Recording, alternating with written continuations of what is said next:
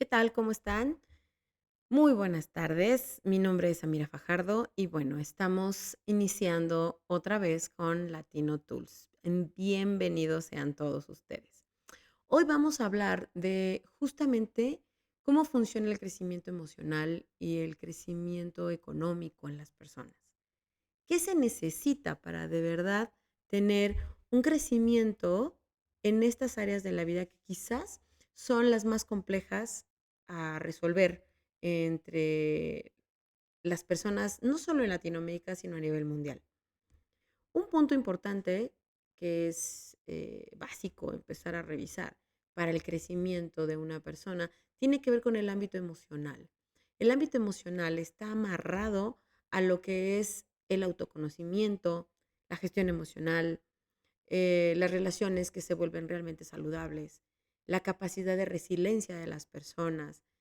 eh, un aspecto que a veces no comparte mucha gente, pero tiene que ver con la compasión también. No con el autocompadecerse, sino con la compasión. Esto, si nosotros nos vamos a este tema del crecimiento emocional, básicamente, son estos 4 puntos que son los más complicados de armar. Casi siempre, cuando hablamos de la última parte que vimos, que era el tema de la compasión, no se ve como un factor importante del crecimiento emocional, pero realmente sí lo es. ¿Por qué? Si nosotros nos ponemos a revisar, el tema de la compasión lo hemos entendido muy mal durante muchas, muchas décadas. Consideramos la compasión como aquel factor de lástima en donde nos entristece ver cómo el otro está sumido en una circunstancia compleja o incluso nosotros mismos nos encontramos en un área de la vida atorados en el que sentimos que no podemos movernos. Sin embargo, la compasión tiene que ver con este trato amable, con esta comprensión especial en momentos difíciles que tenemos por otros y por nosotros mismos. En las zonas de Oriente existen varios puntos interesantes a hablar de la compasión, en donde se manifiesta que la compasión no es otra cosa que ese deseo profundo porque el otro que vive una circunstancia compleja salga de ahí. Eso también se aplica para nosotros. En Latinoamérica tendemos, o una de dos, somos bien extremistas, o nos vamos al terreno de la autocompasión y la conmiseración, o nos vamos al terreno en el cual nos volvemos inamovibles y somos personas completamente, eh, ¿cómo podemos decirlo? Nos volvemos ogros de nosotros mismos. Aquí es donde definitivamente la compasión es un factor importantísimo para el crecimiento emocional de una persona. En la medida que seas capaz de tener este equilibrio, de tratarte con amabilidad, con comprensión, en momentos en donde las circunstancias se están volviendo complejas, esa va a ser una forma de crecimiento emocional en las personas. Otro punto, como lo habíamos mencionado, era la resiliencia. La resiliencia tiene que ver con ser capaces de aceptar fracasos, desafíos, con tener esta capacidad que tienen las palmeras en las zonas de las costas. Cuando vienen huracanes y vientos tremendos, esta capacidad que tienen de hacerse de lado a lado sin romperse, tiene que ver también con esta parte de la compasión que somos capaces de trabajar con nosotros mismos. La resiliencia es un, un sistema en donde las personas son capaces de trabajarse a sí mismas y son capaces también de trabajar con otros y aprender desde una estructura diferente a caminar distinto. Si nosotros nos volvemos resilientes, la gran ventaja que tendremos es que los fracasos vamos a verlos como oportunidades, vamos a verlos como áreas de estudio.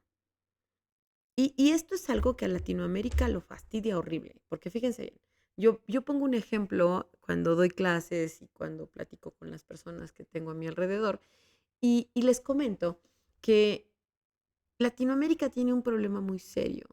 Castigamos tremendamente el fracaso, cuando realmente no debería de ser así. Por ejemplo, si ustedes se ponen a revisar, vamos a checar el tema de las patentes en el mundo, ¿no?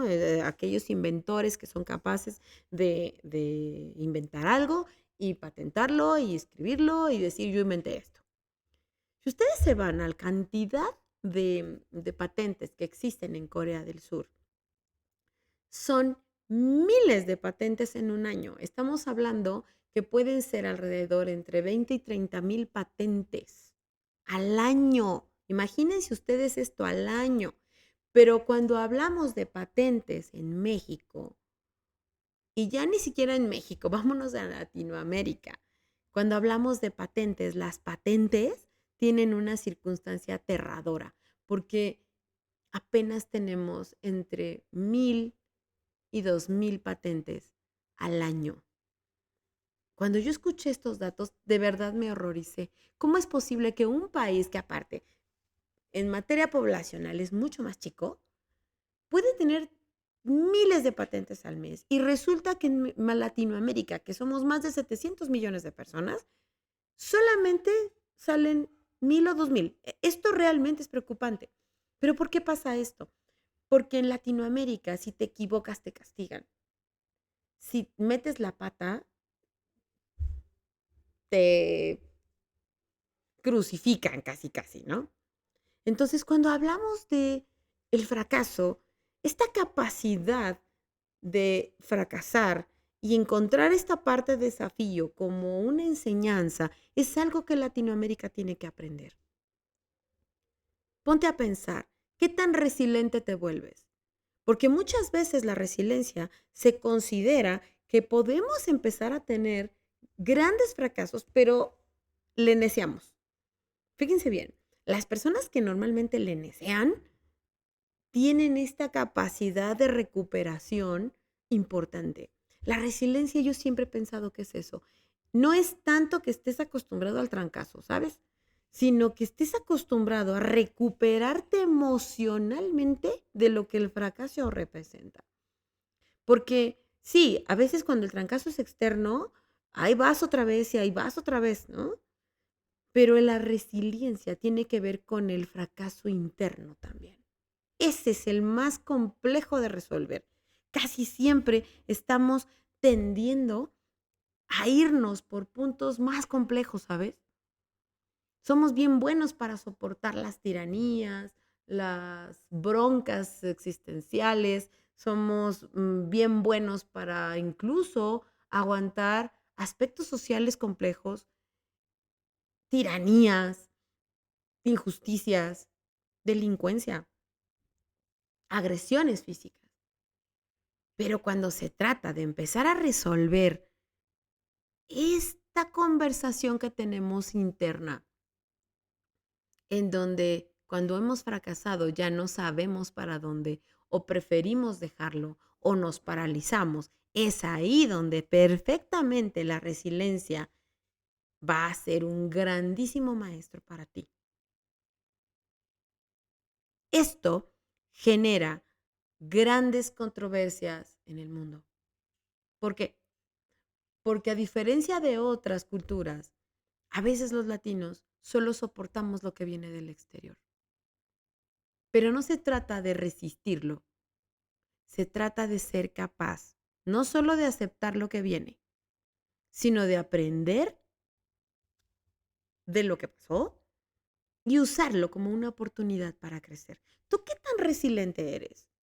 Porque hay una gran diferencia entre resistencia y resiliencia. El que resiste se cansa, pero el resiliente aprende. Esto no lo olvides. Otro punto importante para el crecimiento emocional siempre será las relaciones saludables. En la medida que seas capaz de cultivar estas relaciones positivas, vas a poder rodearte de personas que te apoyen o que te inspiren.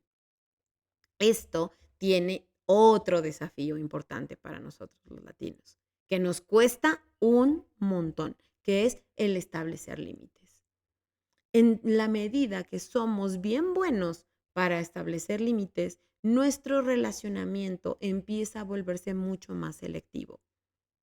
Si tú eres de las personas que acepta todo, que permite todo y que a todo dice que sí, entonces tu crecimiento emocional va a estar siempre topado. Siempre va a tener un problema de por medio si no eres capaz de establecer límites. Y esto tiene que ver con las relaciones saludables. Fíjense bien, ustedes a veces yo creo que no nos damos cuenta de todas las babosadas que hacemos. Y me incluyo en eso porque, y digo hacemos porque eso es general, ¿no? ¿Cuántas veces has estado en una relación en donde sabes perfectamente que algo no está bien, que el otro quizás se aprovecha de las deficiencias, los miedos y los temores que tienes? ¿Cuántas veces has estado en una relación donde permites que alguien pase por encima de ti? Y con esto no estoy diciendo, ya no nos estamos yendo al extremo de que quizás alguien te vulnere físicamente o que te agreda físicamente. No, estamos hablando de que permitimos cosas que no nos gustan y nos ocultamos desde esta frasecita famosa de a mí no me gusta pelear o no quiero conflictos o no quiero problemas. Esto es quizás uno de los venenos más grandes para el crecimiento emocional de una persona. Si tú no eres capaz de poner límites en aspectos que te dañan, que te molestan, que no te gustan, entonces tu relacionamiento no va a ser saludable, porque siempre va a haber una codependencia al respecto. Sé capaz de rodearte de personas que te inspiran, que te apoyan, pero no que comercializan con tu tiempo o con tus favores o con tus conocimientos. El volvernos personas selectas tiene que ver con tu capacidad de decir que no. Piensa por un momento, ¿cuántas veces le dices que no a las personas cuando algo sientes que te está obligando de por medio? Piensa eso, piensa en ese momento, piénsalo. Échale una pensadita. Por un momento revisa, ¿qué pasa cuando yo le digo que no a alguien? ¿Qué siento acá en la entraña, en la tripa, ¿no? En lo que habita acá adentro. A lo mejor decimos que no, acá en nuestra cabeza. Pero dices que no en el día a día. ¿Dices que no? Piénsale tantito, ¿eh? Está bien interesante este aspecto que estamos viendo, porque a veces en nuestra cabeza es no, pero terminamos diciendo sí. Y ahí ya nos fregamos porque tenemos un límite roto. Y es un límite que no rompió nadie, lo tronaste tú. Y esto pega directamente a la autoestima de las personas. A veces tenemos muy mal entendida la autoestima. Pensamos que solamente tiene que ver con cómo nos vemos. No, también tiene que ver con cómo respetamos lo que pensamos y lo que decimos. Échale una revisada. No sé en qué parte de Latinoamérica escuchas esto, pero esto es algo que no solamente ocurre en Latinoamérica, ocurre en muchos países. Pero Latinoamérica es particularmente una zona donde el decir que no está mal visto. Atrévete a cambiar estructuralmente tu forma de relacionarte. En la medida que seas capaz de ver esto, vas a ver que va a haber un cambio importante. Pero esto necesita que tú y solo tú revises también lo que te gusta, lo que no te gusta, lo que estás dispuesto a permitir y lo que no. Y esto nos lleva a otro punto que habíamos hablado al principio, que es la gestión emocional. Todo el mundo habla del control emocional, de la capacidad que tengo de controlar mis emociones. Las emociones no se controlan. Eso es una creencia que tengo yo y que me ha funcionado perfecto.